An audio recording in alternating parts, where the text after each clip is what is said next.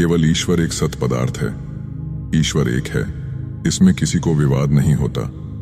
उसी के देश और भाषा की विभिन्नता से विभिन्न नाम और रूप कल्पित किए जाते हैं। कोई उसे ईश्वर भगवान या राम कहता है, कोई खुदा या अल्लाह कहता है और कोई गॉड कहता है। सभी उसको सर्वव्यापी, सर्वशक्तिमान, सर्वसाक्षी इत्यादि विशेषणों से युक्त मानते हैं, परंतु परमात्मा के स्वरूप के विषय में बहुतों को ज्ञान नहीं होता। सच है, विषयानंद के स्वरूप का ही जब मनुष्य वर्णन नहीं कर सकता, तो भला परमात्मा जो परमानंद स्वरूप है, उसका वर्णन कैसे हो सके। जो लोग इस परमानंद के आनंद का अनुभव करते हैं, वह भी जिस प्रकार गूंगा स्वप्न के दृश्य का वर्णन जगने पर नहीं कर सकता, उसी प्रकार उस अनुभव का वर्णन नहीं कर सकते। तथापि तत्वदर्शी पुरुषों ने अपनी अपनी समझ के अनुसार कुछ न कुछ कहा ही है। सब जानत प्रभु प्रभुता सोई, तदपि कहे बिन रहा न कोई। मैं भी आज उन्हीं महापुरुषों के अनुभव के आधार पर अपनी अल्प बुद्धि द्वारा श्रोताओं की सेवा में कुछ अर्पण करना चाहता हूं।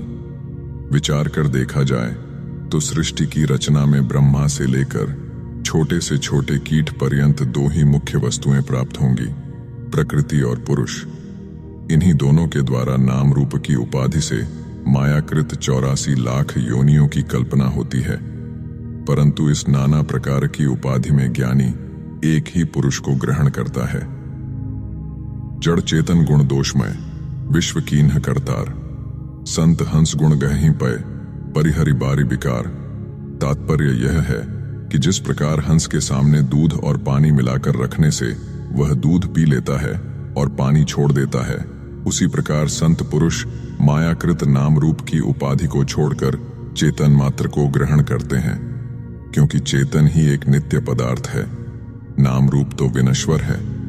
श्री रामचंद्र जी ने भी तारा से कहा है, क्षिति जल पावक गगन समीरा, पंचर्चित यह अधम शरीरा, प्रगट सो तनु तव आगे सोवा, जीव नित्य के ही लगी तुम रोवा।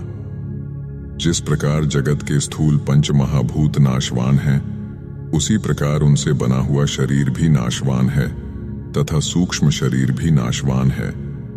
इसको इस प्रकार समझना चाहिए कि अंतःकरण प्राणवायु के सहारे काम करता है। बाहरी मायाकृत पदार्थों का इस पर असर पड़ता है और इसकी क्रिया 4 भागों में बंट जाती है। जिससे संकल्प विकल्प होता है उसे मन कहते हैं, जिससे सत असत का विचार होता है उसे बुद्धि कहते हैं, जिससे चिंतन होता है उसे चित्त कहते हैं, तथा जिसके ममत्व में और मेरापन आता है उसे अहंकार कहते हैं। यह सब मायाकृत पदार्थों के फल हैं और अंतःकरण के मलिन होने से उत्पन्न होते हैं। मलिन होने के कारण ही उन पदार्थों के प्रति अंतःकरण में मोह उत्पन्न होता है, जिसके द्वारा आवागमन के चक्कर में घूमना पड़ता है, उसी को संसार चक्र कहते हैं। यह सब चित्त के भ्रम के कारण होता है। यह तो सभी जानते हैं कि मायिक पदार्थों से कभी कल्याण नहीं हो सकता, परंतु उनसे अलग नहीं होते हैं, क्योंकि उन्हें अपने स्वरूप का भान ही नहीं होता। अष्टावक्र जी ने अपनी गीता में कहा है, धर्माधर्मो सुखम दुखम मानसानि न ते विभो, न कर्तासि न भोक्तासि मुक्त एवासि सर्वदा, राग द्वेषो मनोधर्मो न मनस्ते कदाचन, निर्विकल्पोसि बोधात्मा निर्विकारः सुखमवर। अर्थात हे व्यापक, मन संबंधी धर्म अधर्म सुख दुख तेरे नहीं है, न तू करता है न भोगता है, सदा मुक्त स्वरूप है। राग द्वेष मन के धर्म हैं, तेरे नहीं है, और मन कभी भी तेरा नहीं है। तू निर्विकार निर्विकल्प बोध स्वरूप है। ना हम भूतगणो देहि ना हम चाक्ष गणस्तथा, एतद विलक्षणः कश्चिद विचारः सोयमीदृशः। अर्थात मैं भूतों का समष्टि रूप देह नहीं हूं और न मैं इंद्रियों का समूह हूं, मैं इससे कोई विलक्षण हूं, इसी को विचार कहते हैं। इस प्रकार विचार के द्वारा ज्ञान की प्राप्ति होती है, जिससे मनुष्य ऊर्ध्व गति को प्राप्त होता है। श्रीमद् भागवत में कहा है, ऐश्वर्यस्य समग्रस्य धर्मस्य यशसः श्रियः ज्ञान वैराग्य योश्चैव षण्णाम भग इतीरणा उत्पत्तिं प्रलयंचैव भूतानां गतिमागतिम वेत्ति विद्यामविद्यांच स वाच्यो भगवानिति। यदि विचार करके देखा जाए तो यही षोडश कला अर्थात 5 तत्व, 10 इंद्रियाएं और एक मन सर्वत्र व्याप्त हो रही है और इसके साथ सर्वत्र भगवान चेतन रूप से व्यापक हैं। इस चेतन रूप का ज्ञान होने से उपर्युक्त श्रीमद् भागवत के श्लोक में कथित भगवान की ही प्राप्ति होती है, इसमें संदेह नहीं। माया के वशीभूत होने के कारण वही परमात्मा इस शरीर में जीव संज्ञा को प्राप्त होता है और शरीर को ही अपना स्वरूप मानने लगता है और बंधन में पड़ जाता है। श्रुति पुराण बहु कहे उपाय, छुटई न अधिक अधिक अरुझाई, क्योंकि है कछु और कहे कछु आना, या ही में यह जगत भुलाना। वास्तव में तो यह चेतन परमात्मा का अंश है, चेतन है, अविनाशी है, निर्विकार है, शुद्ध है, माया के गुण से वर्जित है, शरीरों में आकाशवत सर्वत्र व्यापक है तथा जड़ पदार्थों का प्रकाशक है। कहा भी है, घटादिषु प्रणष्टेषु यथा काशमखंडितम तथा देहेषु नष्टेषु देहि नित्यमलेपका, अर्थात जिस प्रकार घटादिकों के नाश होने पर आकाश अखंडित रहता है, उसी प्रकार देह के नाश होने पर आत्मा का नाश नहीं होता। जो कुछ देखने में आता है सब उसी परमात्मा का विलास है। जिस प्रकार जल में भांति भांति के तरंग, बुदबुद और चक्र उठते हैं और मिट जाते हैं, उसी प्रकार आधार रूप परमात्मा में भांति भांति के 5 भौतिक शरीर उपजे और विंसते रहते हैं। ऐसा ही अनादिकाल से चला आ रहा है और चला जाएगा। सब उसी से उत्पन्न होता है, उसी में स्थित है और उसी में लय हो जाता है। अतः सब उसी का स्वरूप है, दूसरा न कभी हुआ और न होगा। ज्ञान चक्षु से देखने से एक परमात्मा ही सत पदार्थ ठहरता है। चर्म दृष्टि से अविवेक के कारण, आरोपित नाम रूप के कारण भेद कल्पना उठती है, इसी को संसार कहते हैं। यह माया का कार्य है। योगाभ्यास द्वारा माया का पर्दा फट जाता है और केवल अपना शुद्ध निर्गुण स्वरूप, अद्वितीय, स्वयं प्रकाशमान, स्वतः सिद्ध साक्षात्कार होने लगता है। यह माइक जगत स्वयं कोई वस्तु नहीं है। अविद्या के कारण इसकी प्रतीति होती है और इसी अविद्या के कारण प्राणी इधर उधर मारे मारे भटकते हैं, परंतु उन्हें सुख शांति नहीं मिलती। जैसे कस्तूरी तो मृग की नाभि में ही होती है और वह उसकी प्राप्ति के लिए इधर उधर दौड़ा फिरता है।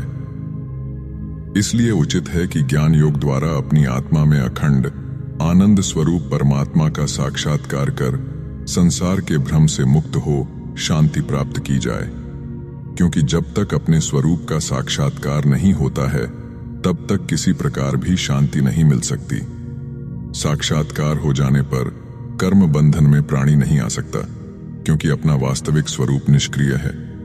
इसीलिए शास्त्रों ने भांति भांति से समझाया है, देहो हम मानपाशेणम दृढ़म बद्धोसी सर्वतः, बोधो हम ज्ञान खड्गेन तन्निकृत्य सुखी भव, अर्थात मैं देह हूं, इस अभिमान रूपी फांसी से तुम खूब बंध रहे हो, इसलिए मैं बोध स्वरूप हूं। इस ज्ञान रूप खड्ग से उस अभिमान रूप बंधन को काटकर सुखी हो। योन्तः शीतलया बुद्धया राग द्वेष विमुक्तया सक्षिवत पश्यतीदम ही जीवितम तस्य शोभते, अर्थात जो मनुष्य आंतरिक राग द्वेष से रहित शांति बुद्धि के द्वारा साक्षी रूप से इस संसार को देखता है, उसी का जीवन सुशोभित होता है।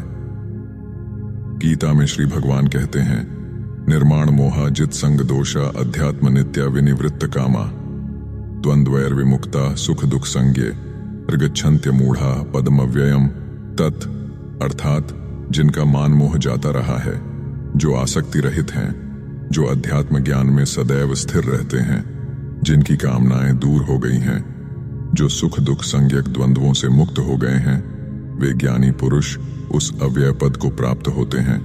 न तद्भासयते सूर्यो न शशांको न पावकः यद्गत्वा न निवर्तन्ते तद्धाम परमं मम, अर्थात जहां न सूर्य चमकता है, न चंद्रमा और न अग्नि, जहां जाकर नहीं लौटना पड़ता, वह मेरा परम धाम है। मत्तः परतरम नान्यत किंचिदस्ति धनंजय मयि सर्वमिदं प्रोतम सूत्रे मणिगणा इव, अर्थात हे धनंजय, मुझसे परे और कुछ नहीं है। धागे में पिरोए हुए मणियों के समान मुझ में ही यह सब गुंथा हुआ है। न रूपमस्येह तथोपलभ्यते, नान्तो न चादीर्ण स संप्रतिष्ठा। अश्वत्थमेणम सुविरूढ़ मूल, मसंग शस्त्रेण दृढ़ेन छित्त्वा। अर्थात इसके स्वरूप, आदि, अंत तथा इसकी स्थिति का यहां पता नहीं लगता। इस अत्यंत गहरी जड़ों वाले अश्वत्थ को असंग रूपी सुदृढ़ शस्त्र से काटो। शरीर भाव से मुक्त होकर केवल परमात्मा का ही ध्यान करो, सदा ही ध्यान करो। ओम शांति विश्वम।